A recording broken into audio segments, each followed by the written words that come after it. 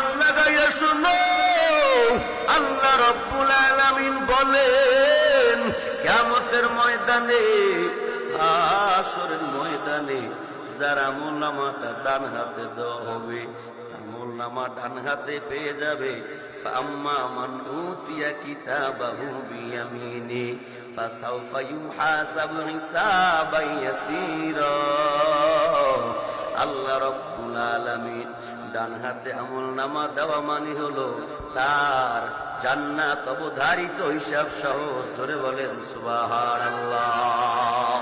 দুনিয়ার মধ্যে বাবা ছাত্র পরীক্ষা দেয়, কত কষ্ট করে পড়াশোনা করে রে ভাই। এত কষ্ট করে পড়াশোনা করার পর পরীক্ষা রাত্রে ঘুম নাই, পরীক্ষা দেয় আর টেনশনের মধ্যে থাকে, চিন্তায় নিমজ্জিত হয়। রেজাল্টের আগ থেকে কি যে যন্ত্রণা, কি যে বিপদ। যারা পরীক্ষা দিয়েছে তারাই বুঝে, আমি বুঝি, যারা পড়াশোনা করেছেন তারাও বুঝেন। এমন চিন্তায় নিমগ্ন থাকে, যেদিন রেজাল্ট আউট হয়, রেজাল্ট দেয়, কেউ হল থেকে রেজাল্ট নিয়ে হাসতে হাসতে বাড়িতে রওনা হয়, আবার কেউ কাঁদতে কাঁদতে বাড়িতে রওনা হয়। কিয়ামতের ময়দানটা এমন এক ভয়াবহ ময়দান।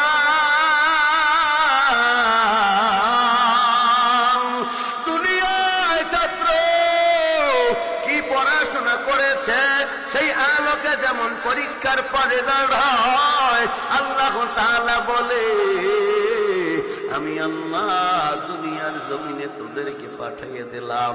দুনিয়াটা হলো একটা পড়াশোনার জায়গা, দুনিয়াটা হলো পরীক্ষার হল। এখানে পরীক্ষা দিবি। আল্লাযী খালাকাল মাউতা ওয়াল হায়াতা লিয়াবলুয়াকুম আইয়ুকুম আহসানু আমালা ওয়া হুয়াল আজিজুল গফুর।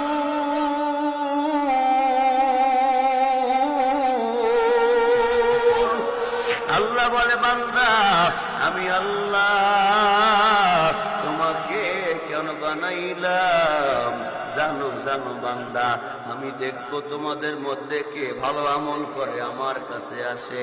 আহসানু আমালা, ভালো আমল নিয়ে আসে। ভালো করে খেয়াল করবেন, আলোচনা বেশি লম্বা আর করতে চাই না। আল্লাহ তাআলা বলেন দুনিয়ার মধ্যে আপনি আমি এখন পরীক্ষার হলে আছি। কিয়ামতের ময়দান, হাশরের ময়দান, আপনার আমার আমলনামা ডান হাতে পাওয়া মানে হলো জান্নাত অবধারিত। আর ওই জান্নাতটা কেমন জান্নাত? আল্লাহ পাক রব্বুল আলামিন জানাইয়ে দেয় ফি সুরুরিম মাউদুনা। স্বর্ণের থাকবে চেয়ার, শোনা বলেন না, স্বর্ণের চেয়ার বানানো থাকবে। ওই স্বর্ণের চেয়ার গুলা কত সুন্দর। স্বর্ণের চেয়ার, আপনি একটা চেয়ারে বসে থাকবেন, আপনার জান্নাতি হুরেরা একটা চেয়ারে বসে থাকবেন। আল্লাহ তাআলা সেটাও জানিয়ে দেয় মুত্তাকিইনা আলাইহা মুতাকাবিলিন।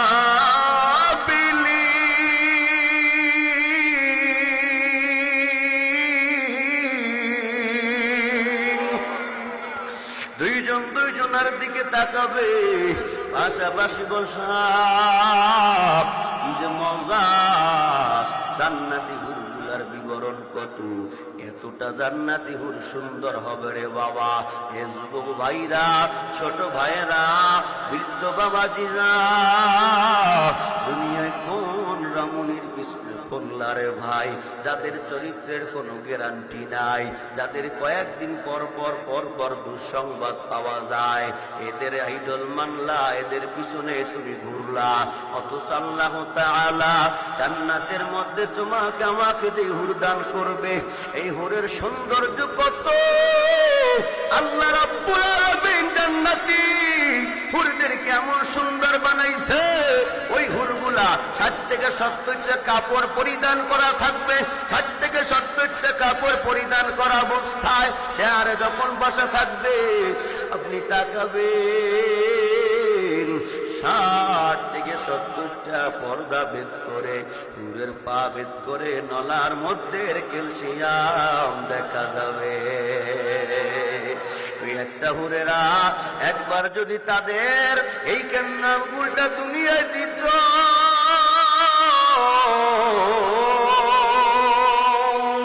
এমন বিজলি চমকাইতো, ওই মানুষগুলো সব কিয়ামত পর্যন্ত আল্লাহর আরশের অর্থাৎ আসমানের দিকে তাকাইয়া থাকতো। এত সুন্দর ফুলগুলা আল্লাহ তাআলা আপনাকে আমাকে দান করবে।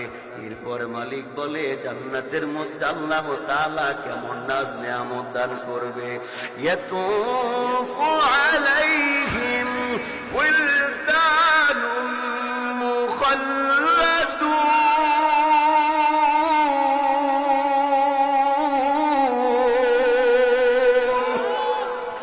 بأكواب وأبريق وكأس من معين।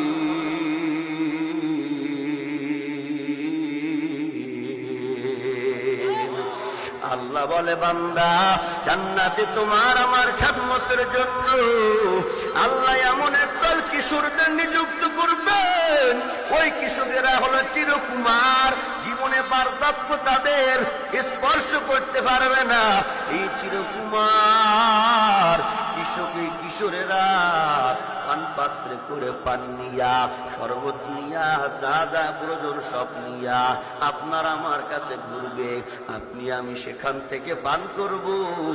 কিন্তু এমন একটা মজার ব্যাপার, আল্লাহ তাআলা বলেন ওখান থেকে তুমি পান পাত্র থেকে পানি পান করবা, যত কিছু খাইবা লা ইউসাদ্দাউনা আনহা ওয়ালা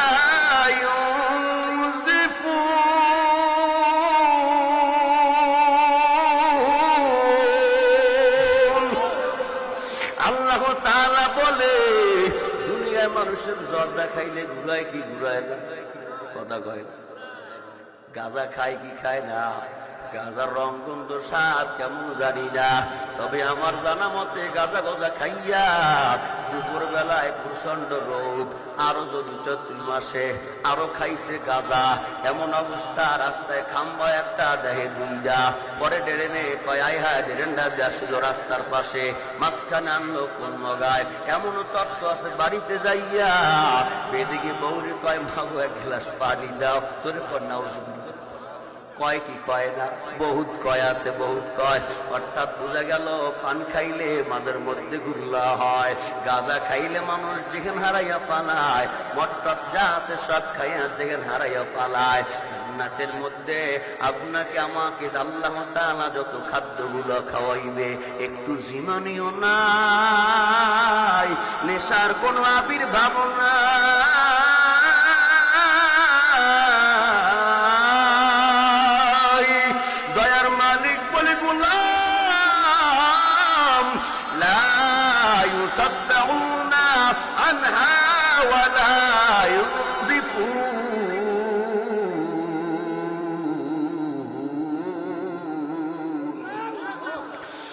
আল্লাহর বান্দা অনেক অনেক অনেক অনেক জান্নাতের বর্ণনা, জান্নাতের বিবরণ আল্লাহ তাআলা দিয়েছে রে ভাই।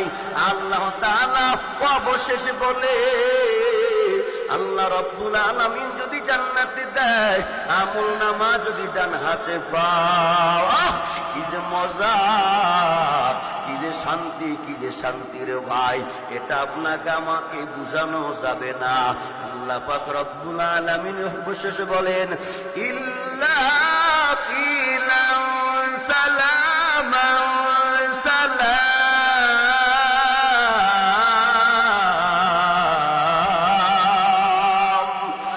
সেখানে কোনো আতার বাক্য শোনানো হবে না, কোনো কটু কথা নাই।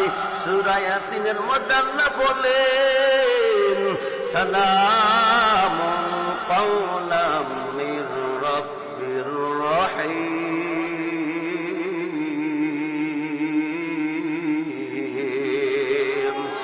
জান্নাতে যদি আমি যাই, ডান হাতে যদি আমি আমল নামা পাই, জান্নাতের মধ্যে আল্লাহ তাআলা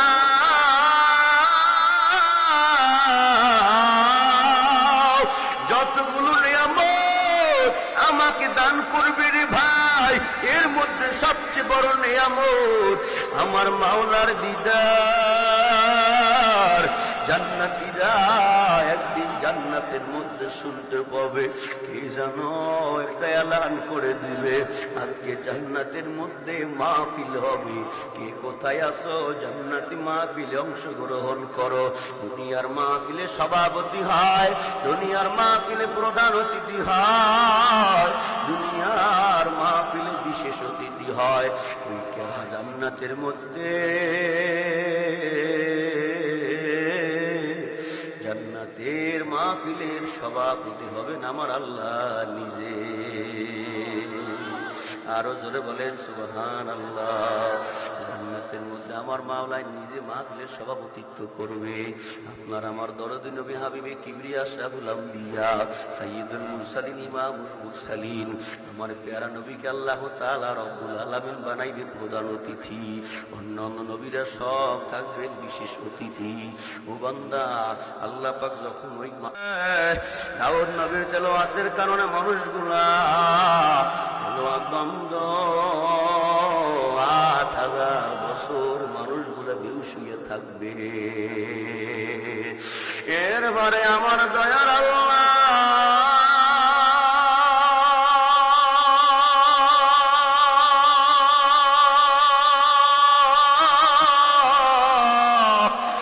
আমার মায়ার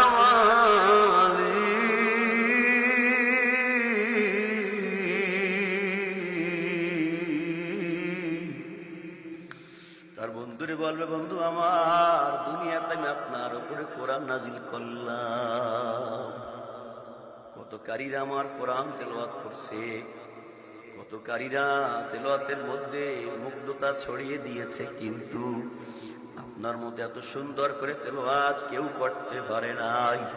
জান্নাতের মানুষগুলো সব চাতক পাখির ন্যায় তাকাইয়া থাকবে। আরে ওই তো আমার সেই নবীজিরে দেখা যায়, যে নবীর মহব্বতে জীবনে দাড়িতে বেলেট খুর কেসি কাছে কিছুই লাগাই নাই, যে নবীর মহব্বতে মাথায় টুপি দিলাম, গায়ে লম্বা জামা দিলাম, সুন্নাত মান্য চলার চেষ্টা করলাম। আজকে আমার সেই মায়ার নবী আমাদের সামনে তেলাওয়াত করতেছে, তাও জান্নাতের মধ্যে। আমার মায়ার নবীকে দেখা মাত্রই মানুষের মধ্যে এত স্পৃহা তৈরি হয়ে যাইবে, মানুষ গলা কাটা মুরগির মতো ছটফট ছটফট করা শুরু করে দেবে, মানুষ এইভাবে লাফানো শুরু করে দেবে। আরে আমার মায়ার নবীর প্রেমে যদি একবার পাগলি হইতে পারে। হ্যাঁ ভাইরা, বন্ধুরা, বাবাজিরা, সব নিশ্চুপ হয়ে যান, কেউ নড়াচড়া করিয়েন না, কথা বলিয়েন না, সব কাজ কামগুলো বন্ধ করে দেন। মা বোনেরা মাইকের দিকে কানটা ঝুঁকাইয়া দেন। কোন কথায় আল্লাহ কার মাধ্যমে কাকে হেদায়েত দেবে এটা কিন্তু কারো জানা নাই। আলোচনার শেষ পয়েন্টে চলে আসছি, যারা জ্ঞানী তারা বুঝে ফেলছে। আরে নবীর প্রেমের পাগল হওয়া দরকার। নবীর ইশক মহব্বত আজকে আপনার আমার মধ্যে নাই, তাই তো বুঝি না, গুরুত্ব নাই।